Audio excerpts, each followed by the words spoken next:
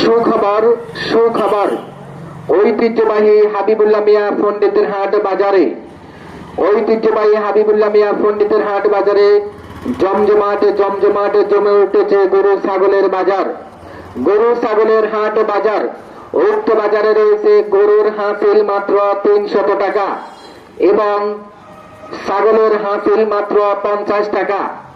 আরো অন্যান্য শাক সবজি তরকারি হাঁস মুরগি কবুতর বেচা কিনা করলে টোল একদম ফ্রি।